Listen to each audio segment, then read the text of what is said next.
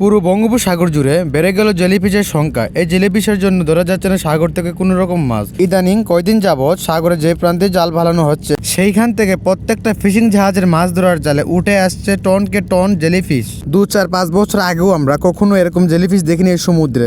মাছ ধরার জন্য সাগরে যেই জায়গাতে ফিশিং করা হয় সেই জায়গাতে দেখা যায় জেলিফিশ ভেসে ভেসে বেড়াচ্ছে। এই জেলিফিশগুলো সাইজে অনেক ছোট হয় আবার অনেক বড় হয়। প্রতিটা ফিশিং জাহাজের মাছ ধরার জালে যেইভাবে উঠে আসছে টনকে টন জেলিফিশ, সেই হারে যদি মাছ পেত তাহলে যেই জায়গায় আমাদেরকে সাগরে থাকতে হতো 20 থেকে 22 দিনের মতো, সেই জায়গায় আমাদেরকে 10 থেকে 15 দিনের মধ্যে জাহাজ লোড হয়ে প্রতিটা জাহাজ ফিরে যেতে হতো ঘাটের দিকে। আর আজকে যেই জায়গাতে মাছ ধরার জন্য জাল ফালানো হয়েছিল সেই জায়গা থেকে উঠে আসলো আমাদের জালে 10 থেকে 20 টনের মতো জেলিফিশ। তো আমরা এখন দেখব সেই জেলিফিশগুলো জাহাজে উঠানোর পর কেমন দেখায় দেখতে। তো আপনারা ভিডিওটা সম্পূর্ণ শেষ পর্যন্ত দেখবেন কিভাবে জাহাজের জালে এতগুলো জেলিফিশ উঠে আসলো এবং কি এই জেলিফিশগুলো আমরা কি করলাম সম্পূর্ণ দেখানোর চেষ্টা করব। তো এখন আমরা দেখব জালের ব্যাগের শেষ অংশটুকুতে কি পরিমাণ জেলিফিশ জমা হয়েছে, জেলিফিশের সঙ্গে কি পরিমাণ মাছ আসলো জালের ব্যাগের শেষ অংশটুকুতে। সেই দৃশ্য দেখলে আপনারা নিজেও অবাক হবেন। তো ওইদিকে জালের কিছু অংশ নেট ড্যামে চলে আসলো আর বাকি অংশটুকু এখন পানিতে রয়েছে।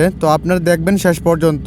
তো মাছ ধরার জন্য আজকে যে জায়গাতে জাল ফালানো হয়েছিল সেই জায়গার পানির একটু গোলা রঙের। তো চলে আসলো জালের ব্যাগের শেষের অংশটুকু, যে অংশটুকুতে জেলিফিশ জমা হয়েছে।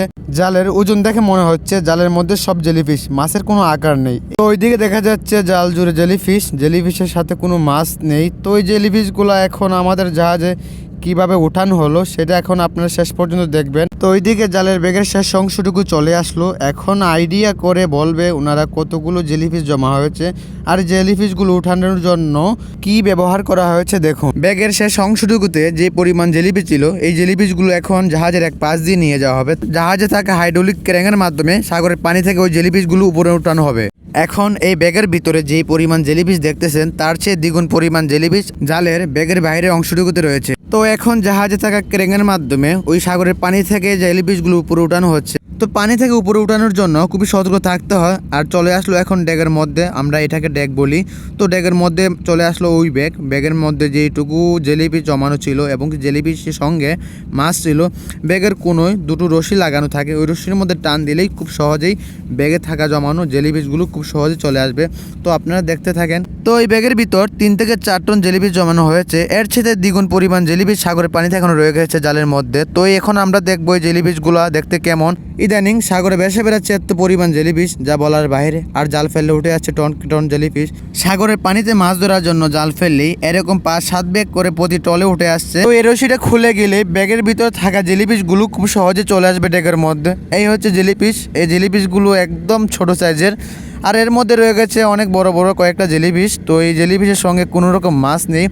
তো সাগরে জাল ফেলানো হয়েছিল শুধু মাছের জন্য। সবই হচ্ছে আল্লাহর সৃষ্টি, আল্লাহর সৃষ্টির কোনো তুলনা নেই। এই সাগরের মধ্যে আল্লাহ পাক কত ধরনের প্রাণী এবং কি কত ধরনের মাছ দিয়ে রাখছেন, আসলে আমরা না আসলে এবং কি নিজের চোখে না দেখলে বিশ্বাস করতে পারতাম না। তো এইদিকে আপনাদেরকে দেখানোর জন্য আরেকটা ব্যাগ ওঠানো হলো।